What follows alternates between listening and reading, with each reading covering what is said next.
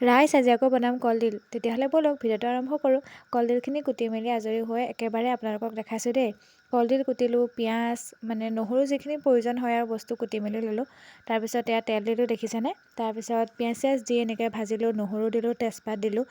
এই গোটেইখিনি দি মেলি ভাজি লৈছোঁ আৰু একেবাৰে মানে দেখাই গৈছোঁ আৰু ইমান পিঁয়াজ, নহৰু, আদা যিখিনি মানে মছলা আছিলে সেই আটাইখিনি দি ভালদৰে ভাজি লৈ কলডিলখিনি তাতে দি মেলি ভালদৰে ভাজি লৈছোঁ এনেকৈ। আৰু কি গম পায়নে, খৰি গেছ এটা বহাই দিলোঁ, ইমানেই জুই নহয় মানে মোৰ ভৰিয়াত পৰি গৈছেগৈ, তথাপিও মানে ভাজিবলৈ এৰা নাই। বেছিকৈ জুই হ'লেও বেয়া নহয়, তাৰপিনে আকৌ দেৰি গ'লেও নহ'ব। তাৰপিছত গৰম পানী দি পেলাই মই ভাজিকণ নমালোঁ। তাৰপিছত আপোনালোকক দেখাই থাকিবলৈ নহ'লে আৰু কি হ'লগৈ, একেবাৰে খাই মেলিহে দেখাইছোঁ। আৰু খাই পেলাই মানে কেনেকুৱা হৈছে আপোনালোকক জনাম বুলি ভাবি আৰু এনেকৈ খোৱা দেখাই দিছোঁ। আৰু খাবলৈ সঁচাকৈ ধুনীয়াই হৈছিলে।